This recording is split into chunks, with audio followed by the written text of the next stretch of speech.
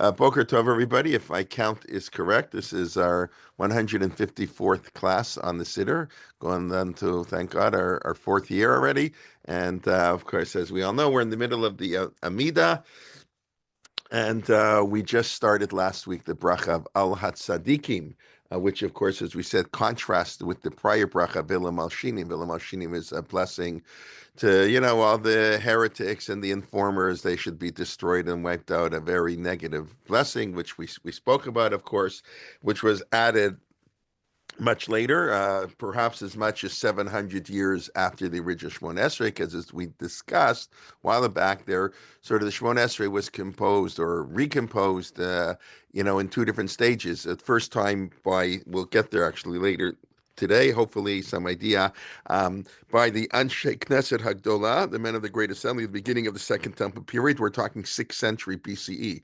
And then Rabban Gamliel, it seems to either they re-established it, they've been forgotten, but that's the 18 blessings for sure. The 19th blessing of Vila Mashinim was only added during that time by Shmuel Hakatan, and we spoke about why he had to do it. He said, "Don't be happy when your enemies fall. Only such a person can compose a prayer. Only somebody who cares for the enemy can compose a prayer against the enemy." It's such a beautiful idea, right? You have to fight, and this obviously the modern applications are many, but only one who has deep concern for everyone can come and attack the people that they have to attack if need be, so they won't go overboard.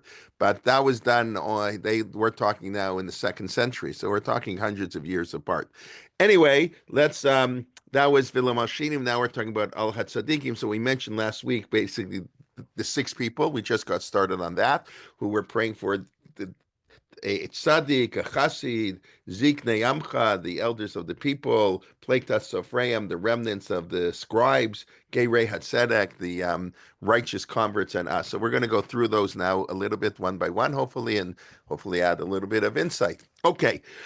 So we last week we just got to the Rambam's definition of a tzaddik. It's not the way we think of it, but it's a fascinating definition. The Rambam in Hilchot Tshuva writes that tzaddik is 50% plus one. Meaning you're a little bit better than average, or better than 50-50, then you're a tzaddik. Of course, we don't know the calculation. One mitzvah can be worth many averot, because, and as I don't think I mentioned it last week, or maybe I did, the Meshech Chochmah, right, that historical idea that mitzvah can take on greater historical importance depending on when you live and where you live. So the calculation, we don't know, but the idea is that if you're 51% or 50% plus one and more mitzvot, then you're a tzaddik. Of course, that means the opposite is true. If you're 50% plus one, or maybe say is minus one, and on the negative side, so you become a rasha. But that's clearly not how, when we use the term a tzaddik, that's not what we think about, and I don't think that's what the authors of the Siddur had in mind, and I don't think it's ever used in that sense. Of course, tzaddik is related to the notion of, or the same word, I know I'm not a grammarian, of tzedakah, of course, and tzedakah mishpat, righteousness. A tzaddik means that's what we call it, a righteous person, and tzedakah, tzedek is righteousness. Tzedek tirdof, or tzedakah mishpat. So we normally translate, and that's how the commentaries here on the Siddur. What I quoted the Rambam's in Hilchot Tshuva. The Rambam's not commenting on this blessing. He's just saying in general, that's the difference between a tzaddik and rasha is 50-50. And then, of course, the idea is that only a Benoni, only one is exactly 50-50. So maybe 8 billion people in the world. How many people are exactly 50-50? I don't know, 20?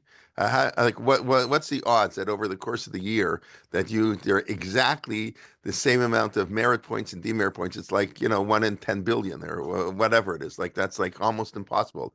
Nonetheless, we're supposed to think we're a Benoni. Everybody's supposed to think that they're 50-50, but only the people who are truly 50-50, which is basically nobody, that's what Aser Timei Tshuva is for. It's you think about it, it's an interesting thing. Just like, by the way, this is a Gemara in Yuma. This actually has more relevance.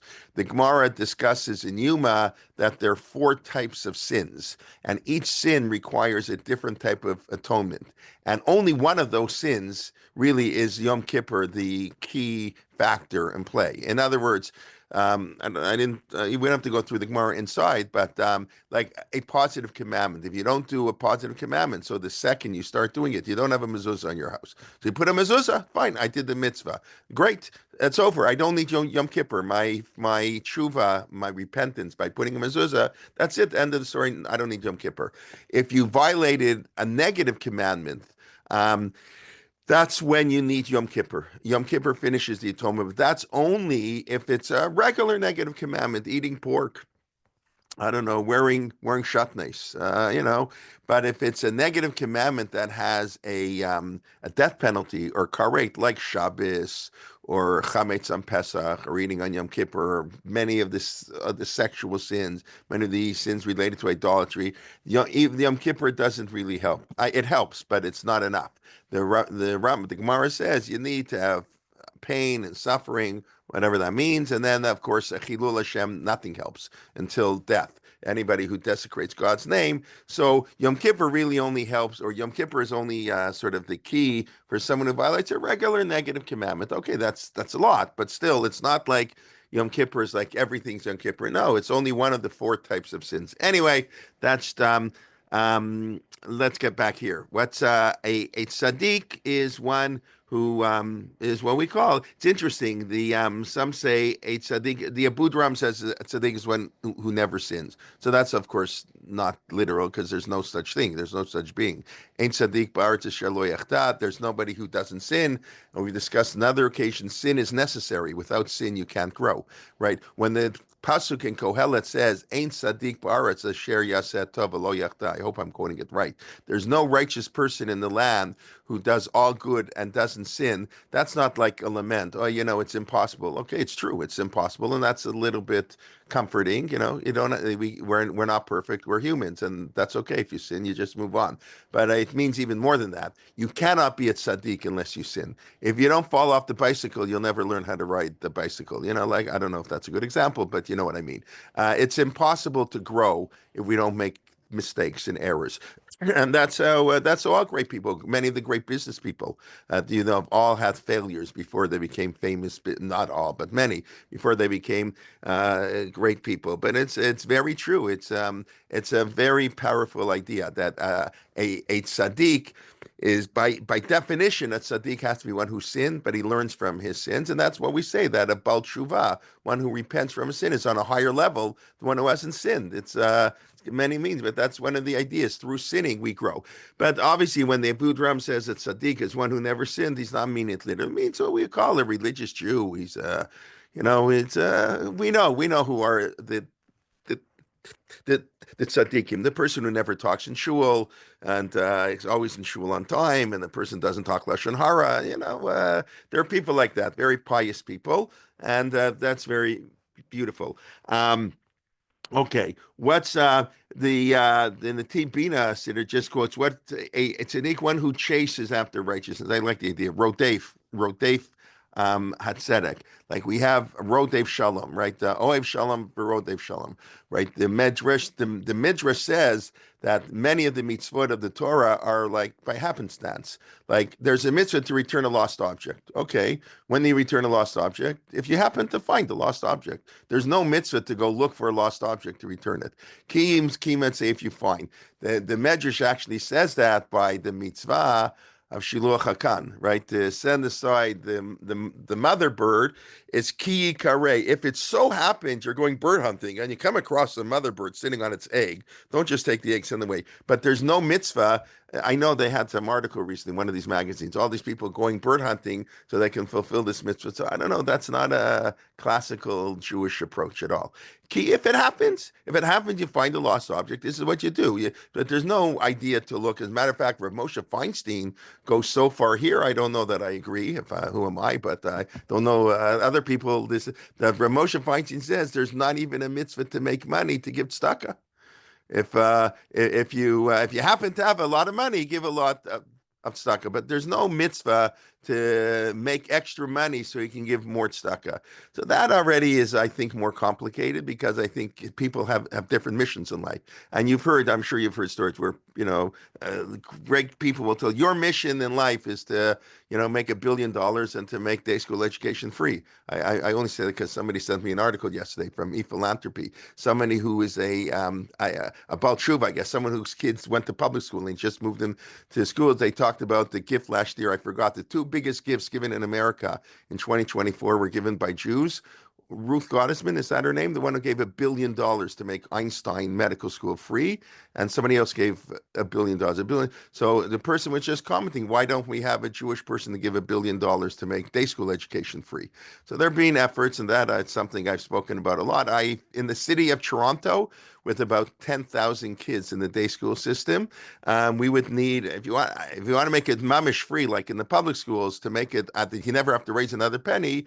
You need somewhere between $1.5 billion and $2 billion, which sounds like a lot of money, but it really isn't. I mean, it is a lot of money, but I can, on the top of my head, think of people involved in the Jewish community who could give that money on their own without any help. And their life, and they could still go to Florida for winter break. They wouldn't have to change their lifestyle. Anyways, as I always say, it's easy to give away other people's money. But I only say that because I do think it's true that some people there, that they should make a lot of money. That's, I think, what Rav Moshe is saying is on a certain level. Of course, it's true. Your life goal shouldn't be to make money. You live a normal life, and if you happen to be blessed with money, great.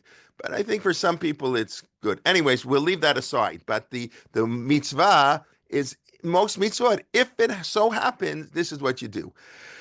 The exception, the Midrash, this is already the Midrash says, not by peace. Bakei shalom ve'radfehu. We have to seek peace. We have to run after peace. It's not enough. What do you mean? If you have an opportunity to solve a dispute between people, no. You have to make those opportunities, and you have to go out of your way to do such a thing. So that's why they says in the Tibina, that's the Jakobsons. You see the German this 6-part series on the Siddur and the Tibina, very good. Jakobson, I think, is the one who wrote it. So he said you have to be rodef Hatzadik. The Hatzadik is one who chases and looks for opportunities to do righteousness. Okay, what's a chassid? How do we traditionally define a chassid? And of course, we're talking before the 1700s. Okay, so how do we traditionally define a chassid? Anybody? So a chassid is traditionally defined as lifnin mishurat hadin. Like in Pirkei Avot, like who was it? Rav Yossi. A chassid. The classical interpretation, I think, given my most commentaries, does lifnin mishurat hadin, does more than the law requires. We've spoken about this in the past too, just very briefly. The din, the judgment, the law is very straight. Shura, lifnin mishurat hadin, and in a court of law, the judges are not allowed to favor anybody. It's strict justice, and can't have any rachmanis. Jews are rachmanim. Jews have mercy on people. A judge is forbidden to have mercy on people. Nebuch, be nice. What do you need? You're the billionaire. You're going to court with some guy who's on welfare. Give me a break. Yeah, of course you're right. But no, that is forbidden in a court of law. In court of law, you talk lashon hara. Yeah, everything is totally as it is. Now you can't be nice. Justice, yikova din et har. Justice pierces the mountain. Lifnin mishurat adin just means you have to act before you get to court. You have to act in a way. You know what? I'm not going to sue you. I'm going to be nice to you because of the extenuating circumstances that have no legal merit and low legal holding. Still, I'm going to be nice to you. So I'm going to do beyond what the law, more than law requires. But that's really what lifnim mishurat adin is. Now, what's the classic case? I think when most people, when they think of lifnim mishurat adin, what's the classic case? Anybody know? I mean, maybe, I don't know. Maybe it's just the way I'm sorry? Hanukkah. Chanukah, you mean because we do Mahadrin min HaMahadrin? So first of all, as far as I know, Lifnim Mishurat Adin, I know, not as far as I know. Lifnim Mishurat Adin only applies to mitzvah between man and man. There's Siddur mitzvahs, there are chumras, there are things that the concept of every example in the Talmud, there are about 6 of them. I was actually reading, going through all the examples of the Talmud of Lifnim Mishurat Adin. I'm reading, this is a fantastic book. Halacha Kochav Utafkida. This is by Eliezer Berkowitz. I'm sure many of you heard of Eliezer Berkowitz. He was probably one of the top students of the Sridei Eish of Yaakov Weinberg.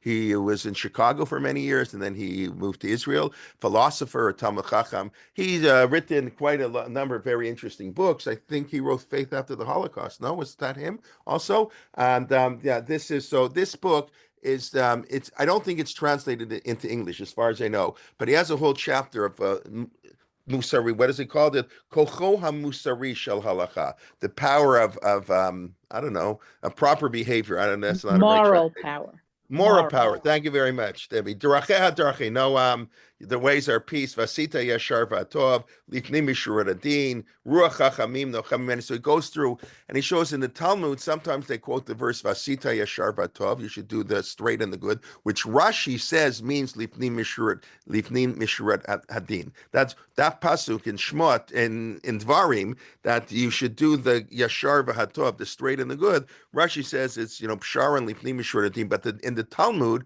this case will say Vasita Yeshar V'Tov. This case Lifnim Yeshur Hadin. There are not so many cases where the Talmud invokes those rules, the classic cases, but every one of them is between man and man. The idea of Lifnim Yeshur Hadin, God, that concept. There's another concept to do. Hidur mitzvah, yeah. Hidur Zeh Livan Vehu. This is my God, and I will glorify Him. So there's an idea, let's say, to spend. You can call it a form of Lifnim Yeshur Hadin, but it's different. There's an idea you can spend, if you're wealthy, you should spend extra money on the mitzvah. You can make kiddush. You don't need a silver kiddush cup. You don't need a goblet of silver. But I think everyone here probably has one. Okay, kiddush, you buy it. That's a Hidur mitzvah. You can be yotze, you have a beautiful menorah. You have a nice etrog case. Some people come to shul with the etrog case in the box, in the cardboard box, and some people have a nice silver thing. So what, if you're on a day school subsidy, so you're not allowed to buy a nice silver etrog box. But if you have extra money, so that's Hidur mitzvah. That's to enhance the mitzvah. So hold on a second. But it's not, but there is no idea of lifnim mishur hadin between man and God. Anyway, but thank you. Anybody know what I'm just thinking? I don't know. That's what I always thought. Rabbi Bar Chana paying the workers who broke the jugs of water. 100%. Very good. Except it's not 100% accurate based on what I just said. So let's take, very good. That's the classic case. Rabbi Bar Chana. Judy, you want to tell everybody what the actual case was? Or you want me to? I can do it if you want. Okay, I'll do it. Yeah, okay. So Rabbi Bar Chana, we'll go to the case in a second. Rabbi Bar Chana, so the rabbi owned a wine factory. He was a manufacturer of wine. And he had porters, and they're transporting the wine, and they broke a big barrel of wine. New big barrel of wine was worth $1,000. They're paid minimum wage. How many you pay a porter in the factory? Pay him $10 an hour. I don't know what minimum wage is in the United States. In Canada, it's like $15, $16. Okay, here. So or $17 now. Fine. They don't make $1,000 a day. So Rabbi Bar Chana, the workers, and you're responsible. It's the company's not responsible. That's a secular idea that the corporation is responsible for what the person does. No, that's not a Jewish idea. The person who does the damage is responsible. So the workers owe the boss $1,000, so they can't pay. So Rabbi Bar Chana takes their coats, and the workers go running to Rav, the Rabbi Rav, like Rav and Shmuel. He says, I think it's Rav. He took our coats. Give us back our coats. It's in the middle of the winter. We're going to freeze. We're in Canada. Okay, maybe they weren't in Canada, but still. So he said, Rav said, give them back the coats. So Rav Bar Chana said, is that the law? And Rav said, yes, that's the law. That's the law, like lifnim mishur hadin. We'll get there in a second. And then the worker said, that's very nice, worker, that we didn't get paid. Get paid? Are you out of your mind? You owe me money. It's bad enough I can't take your coats for collateral. I'm not going to pay you. And we went to Rav, pay them. So pay them? Is that the law? Yeah, that's the law. So if we take a look, which I want to show you now in the Gemara, because I think it's whatever, it's nice. Let me share my screen here. Okay, so if we take a look here, Baba Metzia 83a. Rabbi Bar Chana Hana Tvarale Hana Shikule Chavita de Chamri. His porters were carrying bottles of wine. Shakal, okay. So Havalink Li Maichu, give me your coat. So Amar Le Dina Hachi, is this the law? That it could go, yes. So it says, Leman Telech B'derech Tovim. You should do the path of the good. Okay. Yahuv Limo, they gave them their coats. Amrle Ani Anan, we're poor people. We're poor people. The porters in the factory, how much are they going to make? Tarchinan Kula Yom, we worked really hard. We worked for 8 hours, really hard, schlepping. They're heavy. And okay, we made a mistake. We dropped it. Kaifina and Veleit Lanmide, we have nothing. We have no food. We have nothing. So they could have gone to the local food bank, but no, it's the employer's responsibility. Amarle Ziv Hav Agrayu, give them their wages. Amrle Dina Hachi, is this the law? Amrle, yeah, yeah. For Orchat Sadikim, the path of the righteous you shall follow.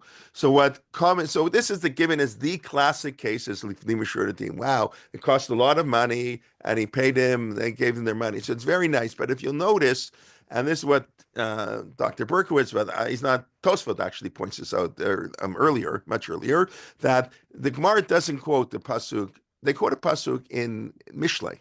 Like, if you want to quote a pasuk in Chumash is more powerful than a pasuk in Mishnah. Mishnah, it's a rabbinic idea. Chumash that's powerful. So why don't they quote Vasita Yashar Vatov? There's another pasuk in Yitro that the Gemara says refers to Lifnei Mishuratin, or they don't even use the words Lifnei Mishuratin. So Tosa points out this is more than Lifnei Mishuratin. Lifnei Mishuratin, one of the places in the Talmud is if you find a lost object. So you have to return a lost object. That's great, but you have to return a lost object, but not. After a year, you can keep it. How long do you have to guard somebody's lost object? After a year, that's the statute of limitations. So Avua de Shmuel's father had kept these animals for a year. That's even harder. And after a year, somebody came and he gave them back to them. He didn't have to. So that's lifnei mishurdin. You're just losing profit. You're not losing money. But to ask somebody to give $1,000 to pay the worker who caused me damage, that's a much higher level. That's Orchat Sadikim. That's the path of the righteous. That's a famous Musar book. Orchat Sadikim is not a pasuk in Chumash. You're not obligated. There are different levels, even if lifnei mishurdin. We should go beyond what we're required to do, but even that has limits. And it could depend how wealthy you are, can many, many factors. I just want to say that it is a beautiful story and it's a classic story, but you should know that lifnei mishurdin doesn't require you to lose a lot of money. That's a tzaddik. Orchat tzaddikim tishmor, the path of the righteous. Lifnei mishurdin, there's actually a fascinating machloket in the Rishonim. It's almost what's the word? It's almost an oxymoron. Half the Rishonim, many of the medieval authorities say we can't force somebody. We advise you, if you're a nice guy, you'll do more than the law requires. But some say we force you to do lifnei mishurdin. In other words, the court has the right to force somebody. Okay, well, so that's like kind of an oxymoron. What do you mean? Then it's not beyond the letter of the law because you're forcing him to do it. But leave that debate. But that is a classic debate in medieval authorities, whether a court has we don't have these courts today, but has the theoretical right or the practical right to force somebody to act lifnei mishurdin. But the court, even though it's true, Rav told him to do that. That wasn't in a court of law. I don't think he would have said that in a court of law. But that's a different level. Okay. Anyways, but when we daven every morning, we have to daven for a tzaddik. Now you'll understand. A chassid is got to be. He's different. He's greater than.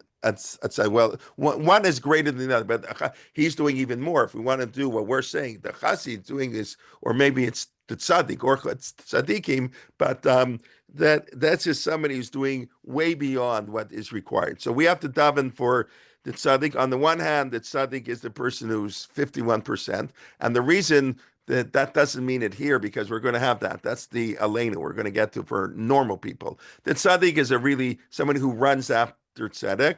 The chassid does more than the law requires, lifnei mishurdin and beyond. And then we get to the Otzer Tefillah. This I also like.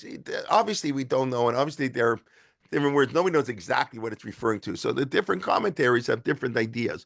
So the Otzer Tefillah Siddur quotes that you know what a chassid is? He's a man of action. Bal ma'asim, people who are action. Yeah, people who who learn, people who do all kinds of things. We picture a tzaddik more like that idea. A chassid is the guy involved in the community, bal masim. That's also, I actually think that's a really beautiful explanation. It's not somebody super pious, someone who, we got problems in our community. He's going to be an activist. He's going to make the Jewish community, the world community, going to make it a lot better. But so we're praying for the people who are doing, who are doing to keep the Jewish community as on a high level as it can be. Okay. Then we have Ziknei Amcha Beit Yisrael, the elders of the nation of the house of Israel. So who are the Ziknei Amcha Beit Yisrael?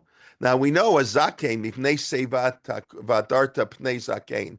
You should, what's a Seva and a Zakein? So there's a debate, and is a Zakein quantitatively or qualitatively? Says Zakein 80 years old, 70 years old. We have a halacha, Mipnei Seva Takum. So the halacha says the age of 60. You have to stand. That's a real halacha. And Isi Ben Yehuda says even a non-Jew, you have to stand for an aged non-Jew, even a non-Jew pagan, not just a non-Jew, a pagan, because he has life experience they can share with you.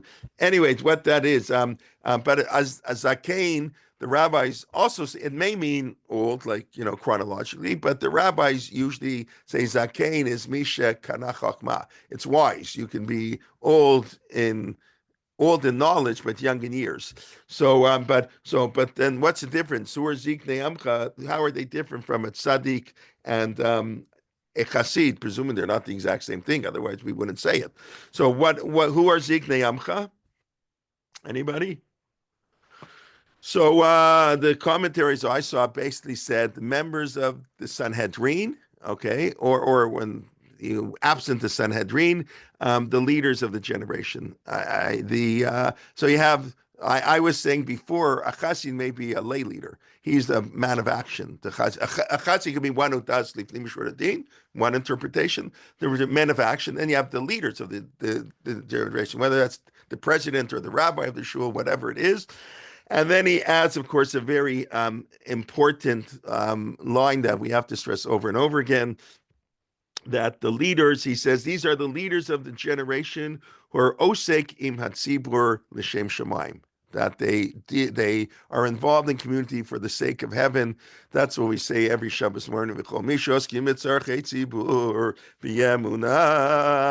have to be involved in emunah. And we've mentioned many, many times, it's a scary thought. Think about politicians, all of them, 99.9999% of them.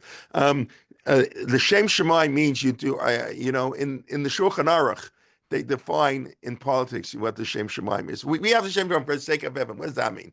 So I can tell you a halachic application. I should have forced them. Maybe we'll do it afterwards. In Choshen Mishpat 163. It says like this. Let's say you have a community. You're on your local neighborhood, committee, and they're deciding should they spend money to build a library, or should they spend on the ice skating rink, or should they keep the theater, or the orchestra going. They don't have enough money to do all this, so it's when everybody's arguing. So everybody's got to do this, and then so what are you going to do? So it says in the Shulchan Aruch. It's in the Shulchan Aruch. It says what do you do? Everybody states their opinion. Everybody gets up to the microphone, can say what they want, and then you take a vote, and you have to vote the Shem Shamayim. In other words, you cannot vote. Your kid takes violin lessons, so you want them to hire a great violin teacher, right? No, you have to vote what's best for the community. I'm in the industry. Okay, the Canadian, probably in 2 weeks, I don't know what's going to be with our economies, 25% tariffs and all this. So you're in the wrong industry and you're going to be really impacted. So how do people vote? People vote what's good for me. He's going to lower taxes on the wealthy. So I'm wealthy, I vote for him. No, they're going to lower taxes on the poor. So I'm poor, I vote for them.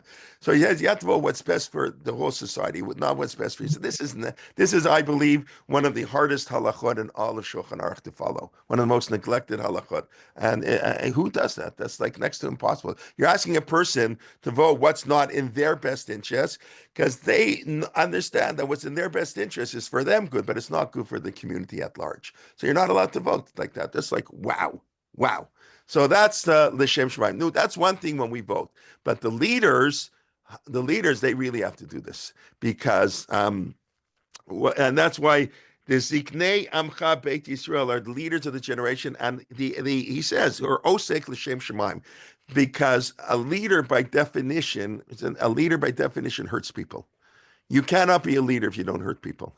Then you're not a leader. Then you're like, yeah, you have leaders like that. They don't do anything. They're afraid to do anything because they're going to upset somebody. Well, a leader means you take tough decisions. You're doing the budget. Yeah, you're going to have to hurt people. You're deciding how we're going to have 25% tax. So our premier of Ontario is calling an election. Those who live in Canada know what I'm talking about. Calling an election next week. Anybody knows it's we don't need an election. He claims he has a year and a half until the next election. It's not like in the US, they're fixed dates. So, but his term goes for a year and a half because he claims he needs a mandate. He's going to deal with the Trump tariffs. He needs a mandate. He has a huge mandate, all the questions, but he knows he's trying to. There are all kinds of. I'm not going to get into the politics of it. People in Canada know, in Ontario know the politics of it. But he's calling an election now because it suits him. It's good for him, and whatever. But you have to make decisions. There are going to be 25 tariffs. Are we going to put tariffs back? What are we going to do? You have to hurt people, and that's not only fine. That's obligatory. You cannot be a leader if you don't hurt people. But if you're going to hurt people, you better do it l'shem shemaim. You're hurting people because you're gaining more people. Because the only way to help the majority is to hurt the minority. There are ways to help everybody. And then there are things that really are a zero-sum game. There are some things that have to do cutbacks in the budget. So either the cutbacks are going to be in the military, going to be in education, they're going to be in healthcare. You can't do everything. It's impossible. So you have to do l'shem shemaim. So that's why it's really, really important. And Rav Schachter used to stress to us all the time, you want to become a shul president, you want to become a rabbi. He would say, you want to write a book, you want to write a sefer. Who's interested in your sefer? You have to do it l'shem shemaim. It has to be done because you feel it's for the sake of heaven. That's hard to do. But anyways, that's Ziknei Amcha Beit Yisrael, the elders. It has this, and maybe when people are older, they are more likely to act l'shem shemaim. They know it's coming to an end. They got to give an accounting before God. They can't take with him. You're young and ambitious and aggressive, and all those things. It's harder to act l'shem shemaim. I think as you get older, maybe it's a little bit easier. But Ziknei Amcha Beit Yisrael, these are the leaders of the generation who have an obligation to act not what is necessarily good for them, what they feel is good for the majority of the people. Okay, now let's get to what I think Yocheved mentioned a couple weeks ago, Pleitat Sofreim, Rav Soloveitchik's beautiful explanation of Pleitat Sofreim. What's the Sherit HaPleitat, that's what we call Holocaust survivors, the remnant of the those who were destroyed. So these is the remnant of the Sofreim, the remnant of the scribes. So what are the remnants of the scribes? Well, what's a remnant? First of all, we have to discuss what a scribe is, but that I'll do later. But Pleitat, the leftovers of the scribes. So I'm just going to read a little bit because I didn't see this in English. This is from Shirei Harav, a number of lectures Rav Soloveitchik gave. And this is the Rav, as we discussed, was the greatest maspid in Jewish history. I can't, maybe I'm exaggerating only slightly. I find it hard to believe there was a greater speaker than the Rav in any time in Jewish history giving hespedim. He was electrifying, and the insights, his hespedim are very famous. The eulogies he gave for amazing Heller. So this is a eulogy for Rav Chaim Heller. Who here knows who Rav Chaim Heller was? So Rav Chaim Heller, I had to look it up again. Rav Chaim Heller was one of these autodidacts. I think he was like a tremendous Talmid Chacham, who from the old school, old European style Talmid Chacham, but he had a tremendous interest. He studied Jewish scholarship, manuscripts, all this, very into Jewish scholarship. And when the Rav was in Berlin, I think he sort of ran a quasi yeshiva for these great gedolim, who all congregated. Berlin in the 1920s and 1930s, I told you, Nechama Leibowitz told us, when we asked her, did she know Rav Soloveitchik from the University of Berlin? She said, a little bit, not so much. I don't know, whatever. She said, yeah, I used to sit here. He used to sit there in the library. But he said, we heard Rav Moshe Soloveitchik's son is coming to the University of Berlin. Rav Hutner was in Berlin. This was, it's like Lahavdil, or maybe not Lahavdil. I don't know, going to Harvard, but we're all the Gedolei Yisrael, went to Harvard, and they're all there. These are all brilliant people, all interested, not just they're interested primarily in learning Torah, but they're also interested in learning general knowledge, wisdom, and that's why they're all going in university. So Chaim Heller, I think he sort of ran a quasi, a yeshiva for them. He was their teacher, and when he came to New York, he came to YU. I don't know exactly if he had an official position, mashgiach, but the story goes he would speak for 2 minutes, nobody could understand him, and Rav Soloveitchik would speak for 20 minutes to explain what he said in 2 minutes. He was like from this old school, Rav Soloveitchik became an American. He knew about baseball and, all those other things. But Rav Chaim Heller, I never met him. He passed away, I think, in 1960 or so. He was sort of the old style European. So the Rav, in his eulogy for Chaim Heller talks, I think Dr. Belkin had said he's the Pleitas of Rehem. Chaim Heller is the prototype of Pleitas Sofreim. So the Rav explains that's the leftovers, the remnants of the prior generation, the link to the past. Pleitas Sofreim are those great people who link us to the past. Like I said, he was an old style, link. As things change all the time, but you need links to the past. So I'll just read a little bit from this. I hope not too much because I don't know if it's online anywhere. I didn't find it, but maybe it is. um, okay. It does not matter how many Talmidei Chachamim, Gedolim, or writers, with all the sweep and scope of their Torah creativity, a generation is blessed with. It cannot be linked to the great chain of tradition unless it includes a remnant of scribes from the lofty past, bridging the gap between the generations. There can only be tradition where the individual becomes the interaction of eras. To transmit and to receive is to enfold the generation in the religious present now, is to be anchored in the once. In every generation, we meet miraculously the soul of an ancient generation planted in the present, emanating the aura of the venerable, the beauty of the age. Living figures wander, they roam from generation to generation. Tradition includes not only theoretical innovations, abstract concepts, halakhic formulas, and logical principles, but also types of being, feelings, and reactions, a certain existential rhythm and experiential continuity. Okay, you get the idea, I think, right? And then, so Rav Chaim Heller was the link to the past. This old style, that's what we need. And then he says that's who Serach Bat Asher was. If you know Serach Bat Asher, the Midrash, that's the one who the Midrash, there are only two women mentioned in the 70 people who go down to Egypt. So obviously there were way more. Because it says last week in Parshat Shmot, Ish Beito, what does it say? They came with their families. So it can't have 68 men and 2 women. You can't have such a family like that. But for whatever reason, the Torah, when it lists us only men, except for Dinah, okay, I get Dinah. She was an actual child of Yaakov.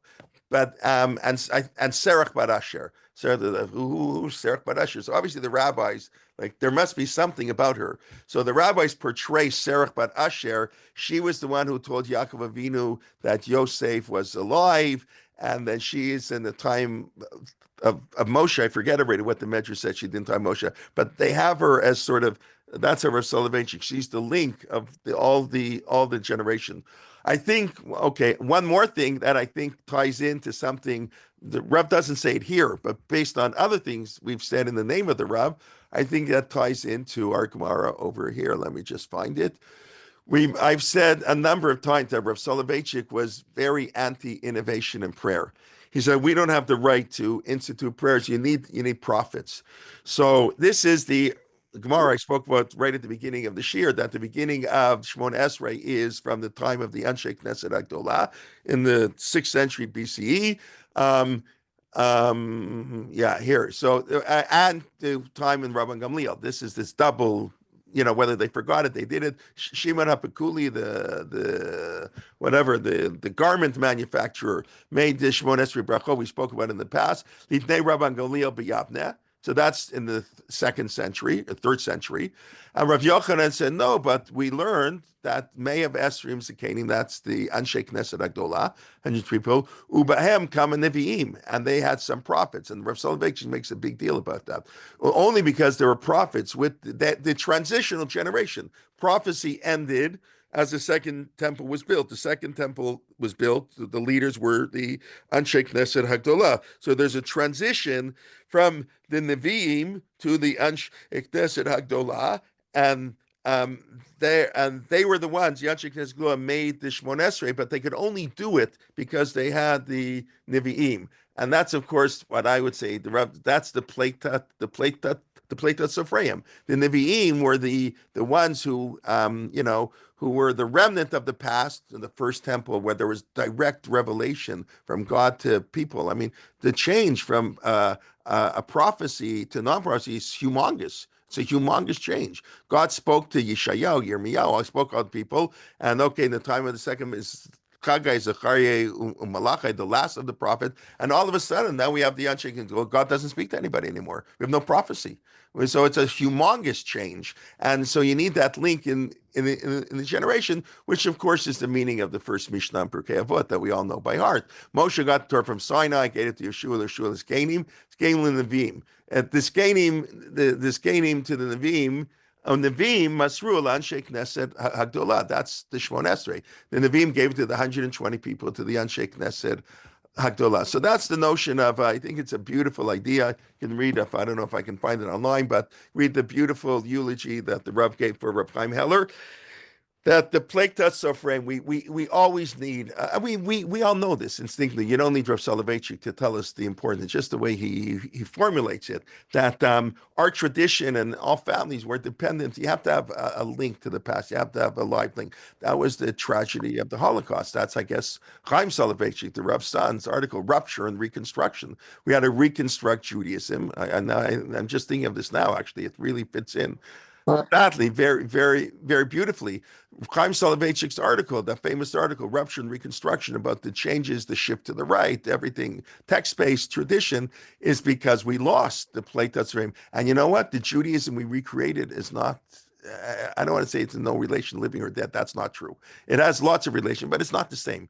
We've created, post-World War II, orthodoxy has created an orthodoxy that never existed before. This is not the orthodoxy before the war. It's a totally different, and it's a much more extreme orthodoxy today than it ever was. So that's because we lost the Pleitat Sofrim. That's the rupture and reconstruction. The Rav says a tradition can only be maintained if you have the link, and we lost that link. I never actually thought of it this way. Thank you.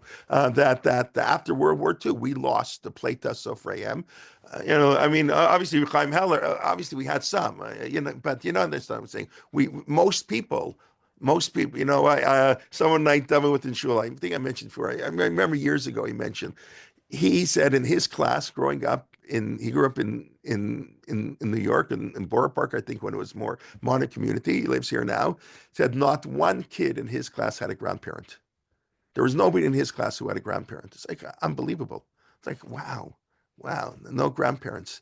Not one person in the class, I don't know, 25, 30 kids, not one kid had a grandparent.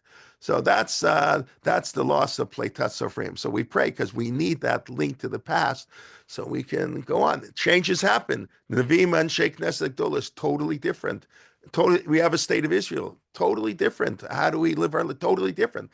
So how are we gonna navigate that? That's not at all simple. So we need new blood. That's what Rav Soloveitchik said. We need. That's why Rav Soloveitchik was Rav Soloveitchik. That's why he became modern. And as Rav Soloveitchik said, God paskined. He said, should you be a Zionist or not? God paskined after the war in Great of Israel. You should be a Zionist. That's what Rav Soloveitchik says. Sometimes history decides what the halacha is supposed to be. We don't know on these broad question. We're not talking if the tuna is kosher. That's not what we're talking about. But on the much more important questions, policy, direction, and what we're going to do. So sometimes you can't ask about history. History will tell you what the psak halakha. History says there is a state of Israel, so we got to change. We're not living in the pre-war. That's the problem we have today. Many of the people in Israel think we are living in a pre-state, so they have a whole different attitude. Obviously, I don't have to elaborate. I think we all understand. But anyways, that's that's this beautiful idea. We pray for the tzaddik, the chassid, lifnim shur, someone who does wonderful things, someone who acts l'shem shemaim, acts for the sake of heaven, puts communal interest above their own personal interest, which is very hard to do, and someone who has that link to the past as they teach the future. Okay, now who are Sofreim? Okay, that's very nice. Now I sort of said, but Sofreim in the Talmud, what's Pleitat Sofreim? It's an interesting expression. So who are Sofreim? Scribes. I'm sorry? Scribes. Scribes. So what are scribes? The remnants of the scribes. When we don't know how to write the Sefer Torah anymore. So Taka, we'll see in 1 second. We don't. That is true. Our whole tradition depends on correct carrying forward what was written earlier. Okay, excellent. Correct transmission. Right. Transmission. Scribes are what? So that's good. Very good. They're the scribes. They're the ones who write the Torah, who tell us what we do. They write text. They tell us what we have, for sure. So let's just take a look at the Gemara here in Kiddushin. So this is on the Gemara on the obligations of a parent to a child and teaching Torah. Where are we here? Kiddushin 38.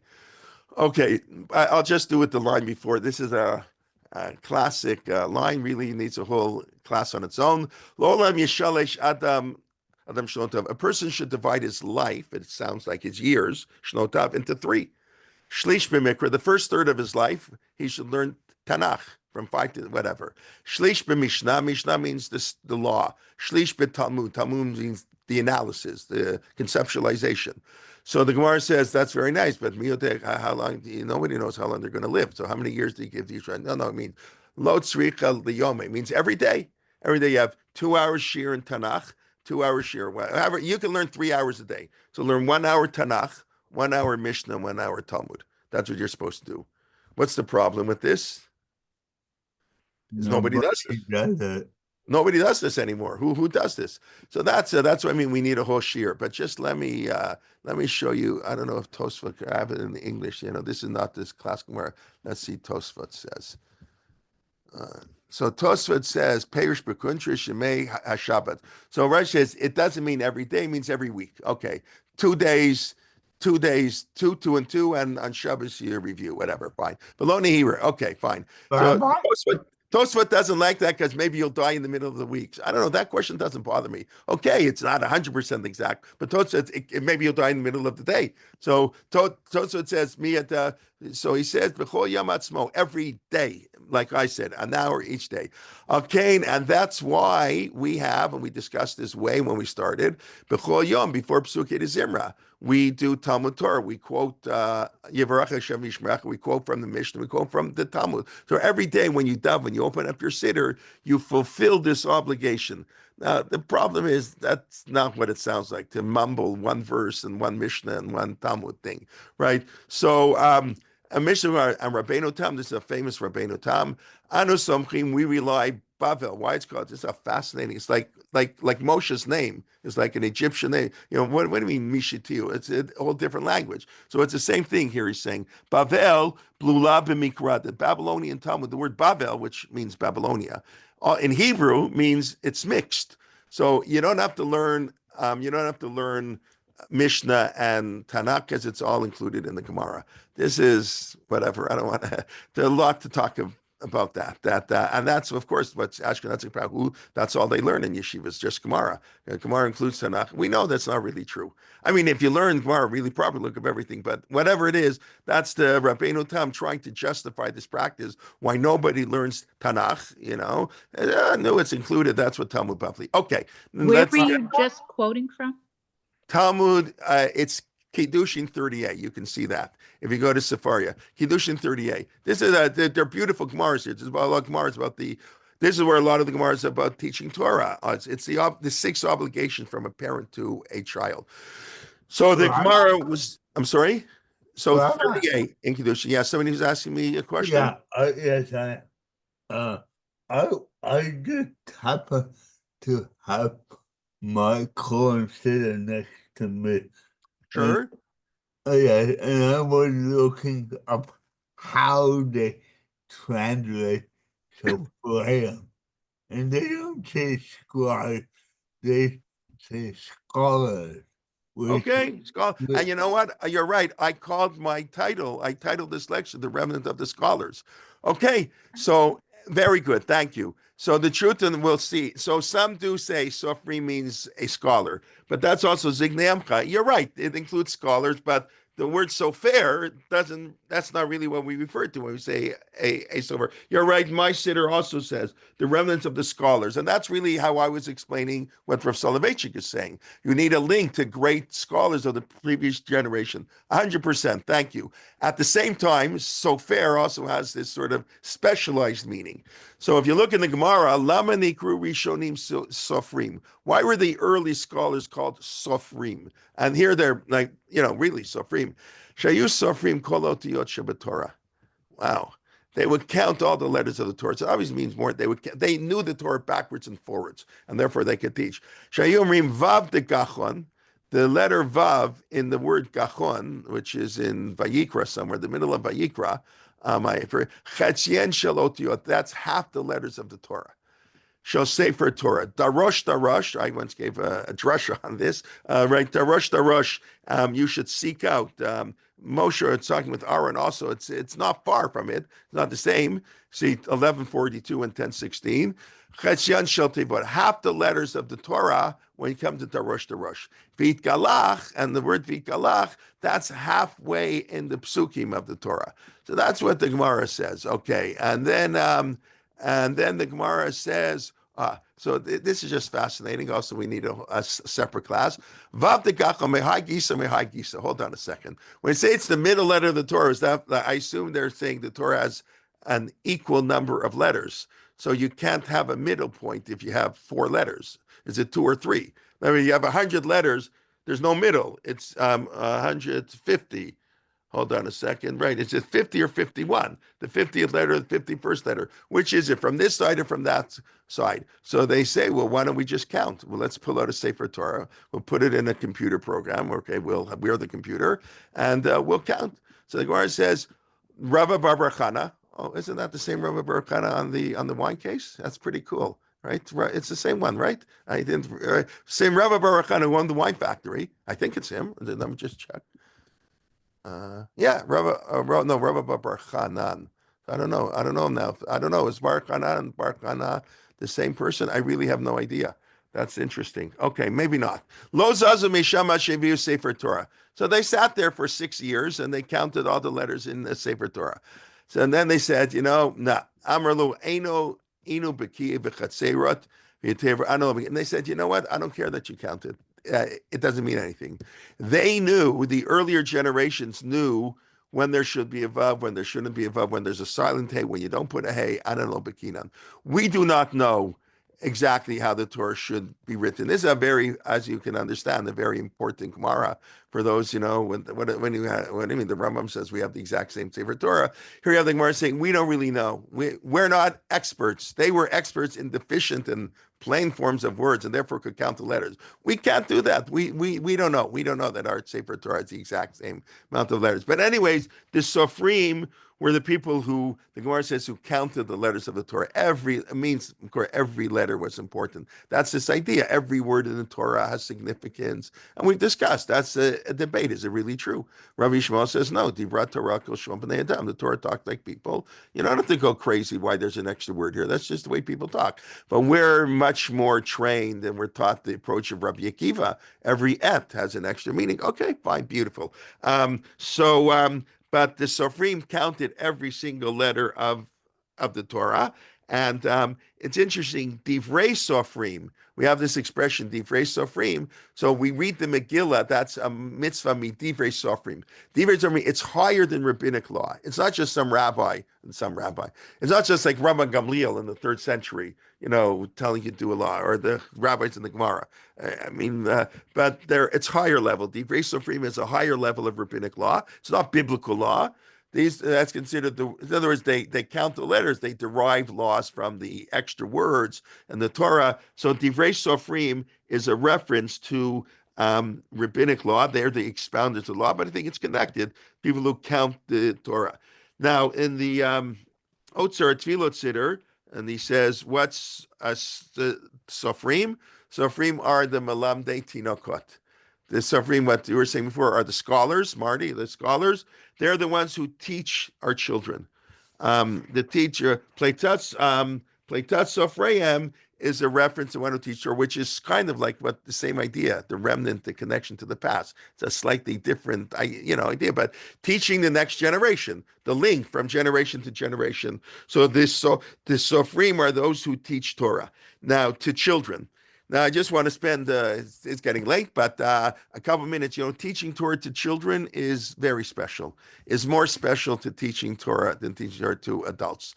How do I know that? So I didn't bring the Gemara here, but the Gemara says,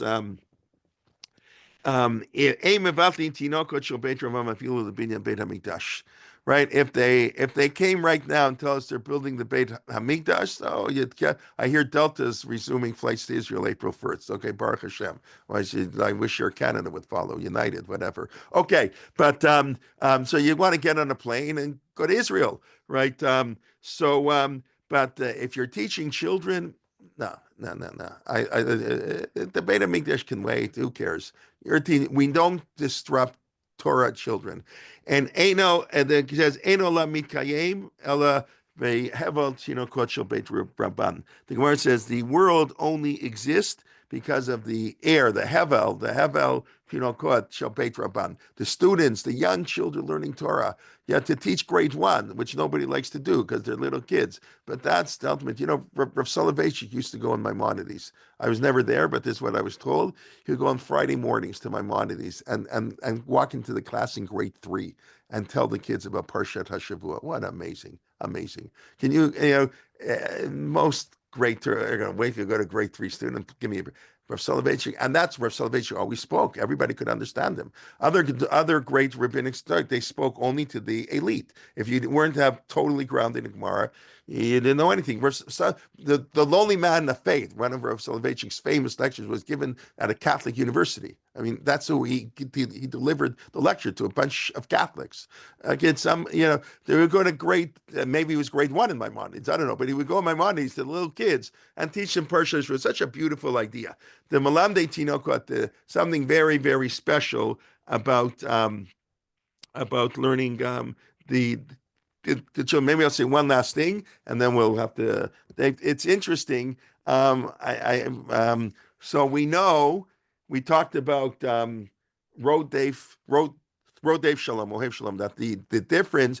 It's most mitzvot if they happen to come, but we say here Rotfeit Sadek. You run after righteousness. The Medrash says the only mitzvah you run after is peace. And we know peace is so important. It's the be all and end all. Everything we do, Shalom, is that we're, of course, we're allowed to lie for peace, right? Everybody knows that. We're allowed to lie for peace. What's the one exception? You're not allowed to lie for peace. So here, let's just quickly do this. We want, there's a Gemara in Yevamot, 63a in Yevamot. So maybe we'll pick up on that. We don't have time to get into the whole context, but the Gemara tells the following story. The Gemara this is the sugya of getting married. How many kids you have to have, it's all about marriage. So the Gemara has a lot of discussion about marriage. And the Gemara says, here, this is really sad. Maybe I shouldn't quote it, but Amrle Rachmana, Rav was leaving Rav Chia. And Amrle, and so Rav Chia said to Rav, Rachmana lislach mimidi the kashimuta. God should save you from a fate worse than death. Right? Rachmana lislach mimidi the kashimuta. Save you something worse than death. So he says, what's worse than death? I laughed. He says, Umotzani marmi mavedadisha. The woman is worse than death. You have a terrible marriage, it's worse than death.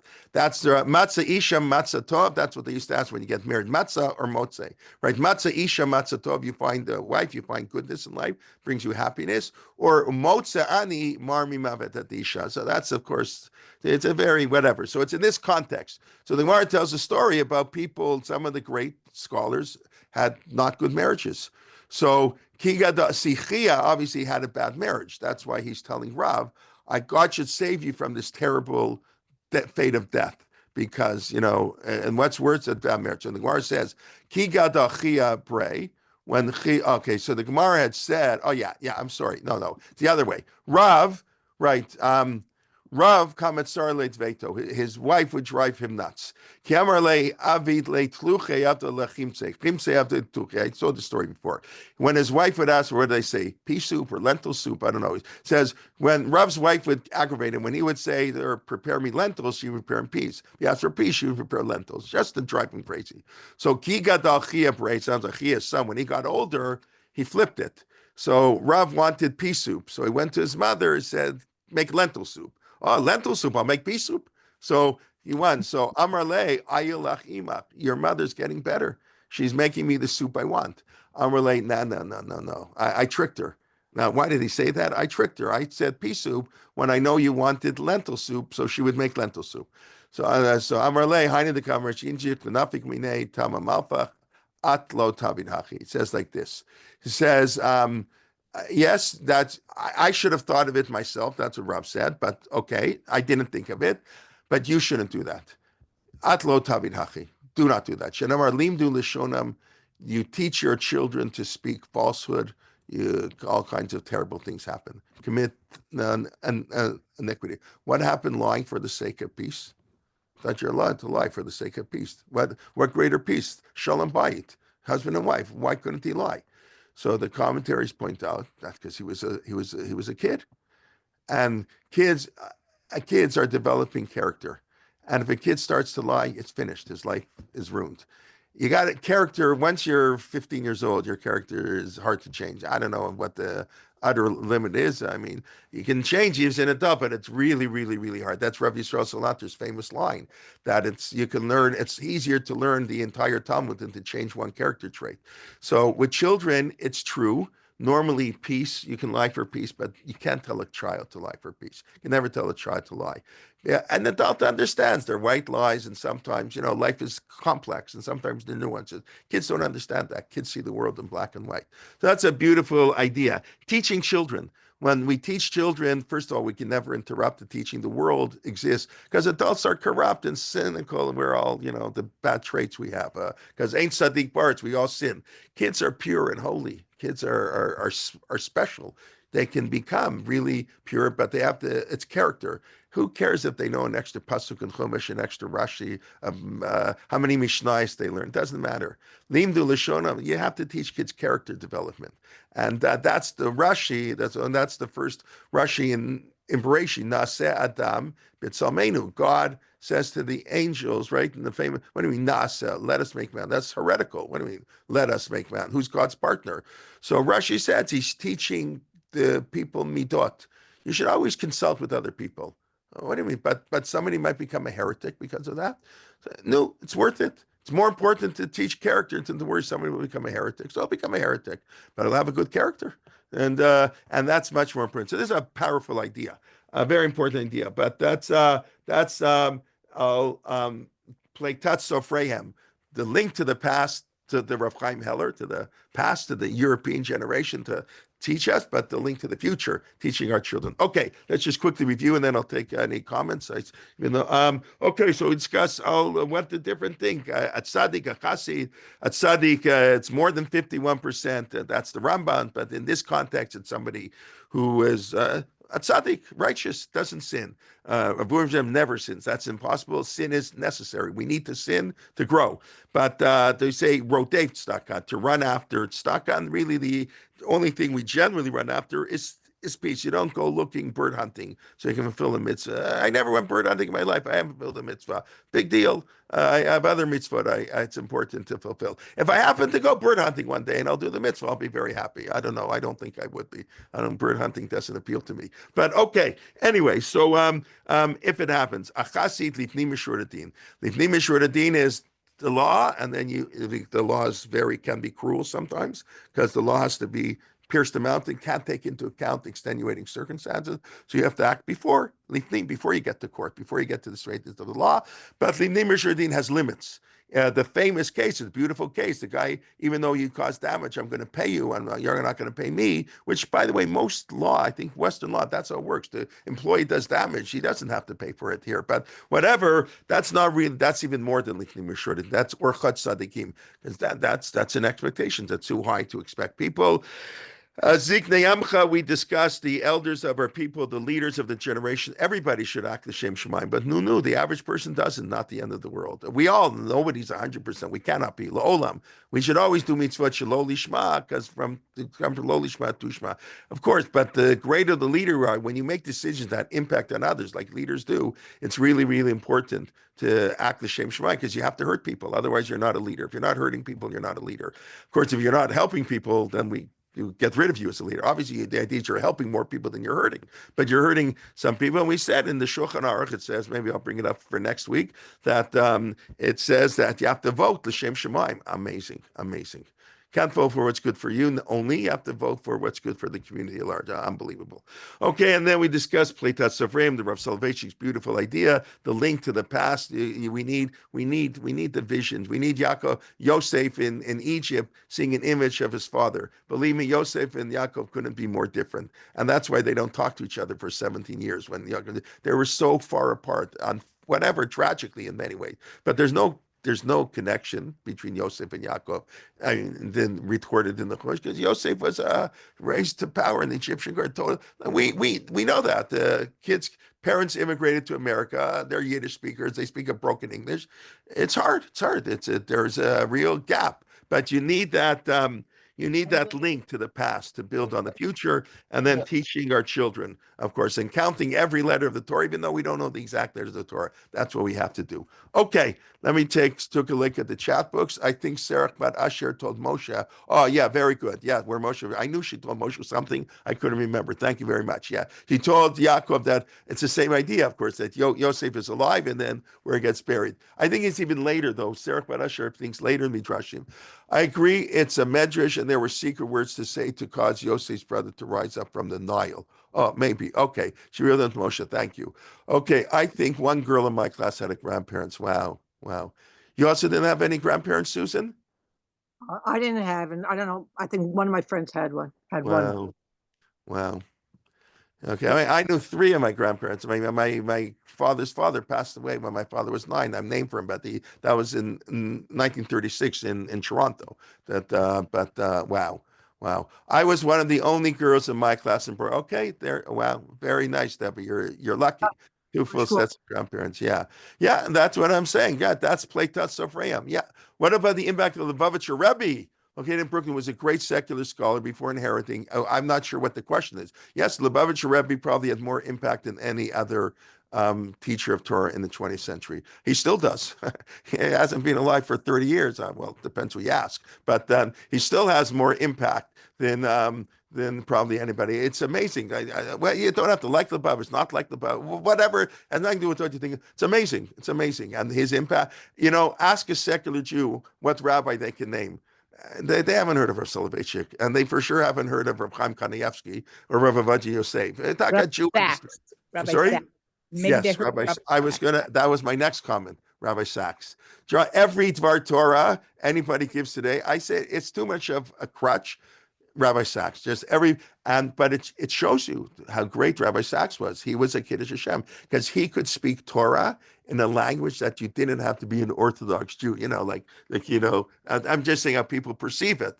You could be an educated, worldly, reform, humanist Jew, and you could relate to Rabbi Sachs, despite the fact that he wore a kippah, and when he was obviously identified as Orthodox, he presented Orthodoxy in such a beautiful light that so few people could do. There were people who did it, but it's also in the era of social media, so he gets greater play. Yeah, we have a speaker in our shul, this Shabbos, who's one of the SAC scholars. They have this program now. They take a bunch of people every summer and they SAC scholars, whatever. So but the Lubavitcher Rebbe, everybody's heard of the Lubavitcher Rebbe. Like any Jew who knows they're Jewish, I think has heard of the Lubavitcher Rebbe.